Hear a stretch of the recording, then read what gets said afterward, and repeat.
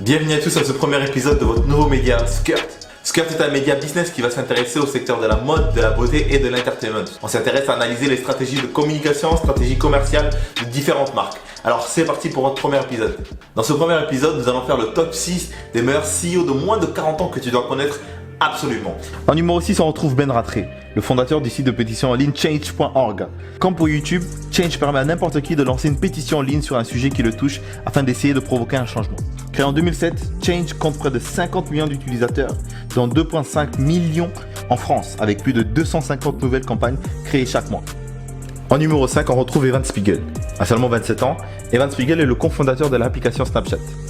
À l'université, Evan Spiegel va se lier d'amitié avec Reggie Brown et Bobby Murphy, membres de la même fraternité, et vont au retour d'une conversation sur la pratique des sextos, décider de lancer une application en concept simple, l'envoi des photos vouées à disparaître sous 10 secondes au moins. Aujourd'hui, Snapchat, c'est 200 millions d'utilisateurs actifs chaque jour, 3 milliards de snaps envoyés tous les jours, et on estime la fortune personnelle d'Evan Spiegel à 2,6 milliards d'euros selon Forbes.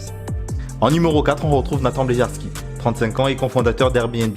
Ce jeune diplômé d'Harvard commence tôt dans le monde des affaires et de la technologie en créant une société de marketing en ligne alors qu'il était au lycée. Fin 2007, Brian Chesky et Joe Gebbia, tous deux cofondateurs d'Airbnb, vont chercher un moyen pour pouvoir payer leur loyer. Brian apprend qu'une conférence sur le design industriel aura lieu prochainement à San Francisco et que les hôtels sont déjà tous complets.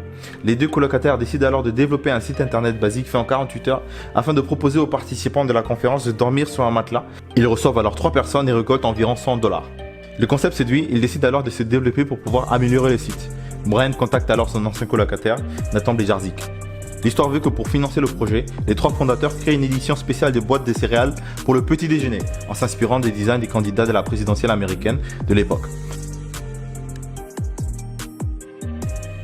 En numéro 3, on retrouve John Collison, qui a 28 ans et le plus jeune milliardaire autodidacte. Avec son frère, ils vont confonder la startup Stripe. Autodidacte en informatique et à seulement 17 ans, il lance avec son frère Shupa, un site qui permet d'optimiser ses prix sur eBay. La fusion de Shupa et 2 autres startups fait installer les frères Collison irlandais dans la Silicon Valley. En 2008, grâce à la vente de ce logiciel, les frères Collison deviennent millionnaires. Ils décident alors de lancer Stripe. Stripe est aujourd'hui un géant du paiement sur Internet. La société emploie plus de 570 personnes à travers 25 pays différents et travaille avec des sociétés comme l'entreprise Deliveroo et les sites de financement participatif Ulule ou KissKissBankBank. En numéro 2, on retrouve Garrett Camp. Garrett est le cofondateur du site de service Uber. Avant Uber, Garrett avait fondé l'outil de découverte StumbleUpon, qu'il avait vendu à eBay en 2007 pour 75 millions de dollars. Sa fortune personnelle est estimée à 3,9 milliards de dollars. Jeune garçon, il avait fréquenté une petite école et ensuite obtenu un diplôme en génie électrique de l'université de Calgary.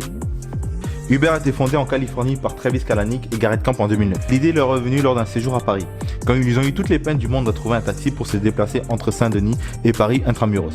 Ils se sont alors dit qu'il serait intéressant de créer un système. Aujourd'hui, aucune entreprise n'a été valorisée aussi haut et aussi vite qu'Uber. En termes de valorisation seule, Uber c'est plus que l'ensemble de toutes les compagnies aériennes américaines. Aujourd'hui, Uber c'est 91 millions de clients actifs sur la plateforme par mois, 3,9 millions de chauffeurs, 63 pays et plus de 700 villes. 14 millions de courses sont effectuées chaque jour. Et bien sûr, le numéro 1 c'est Mark Zuckerberg, fondateur de Facebook. Né en 1984, d'un père dentiste et d'une mère psychiatre, il se passionne pour l'informatique dès son plus jeune âge. Chez lui, il va commencer par créer ZachNet, un programme qui relie les ordinateurs de la maison à celui du cabinet de son père. Toute la famille peut ainsi communiquer via des messageries instantanées. Son profil va intéresser Microsoft et AOL qui se proposent de l'engager, mais le jeune prodige décide d'entrer à Harvard. Dans sa chambre d'étudiant, il arrive à créer le programme FaceMatch, un programme qui établit le classement des étudiants les plus sexy du campus. Le succès fulgurant. 22 000 étudiants se sont connectés au site en moins de 2 heures. Une semaine après son lancement, le site devient si populaire qu'il provoque une surcharge du trafic qui rend Internet inaccessible sur le campus. Fort de ce succès, Mark, en collaboration avec des amis, lance The Facebook, un réseau social destiné exclusivement aux étudiants d'Harvard. Au fil du temps, il va ajouter des fonctionnalités à son service pour finalement l'appeler Facebook.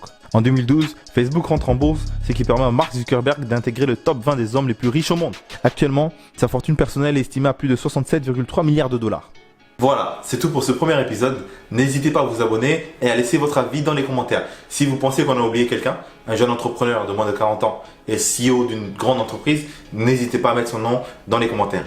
On se dit à la prochaine.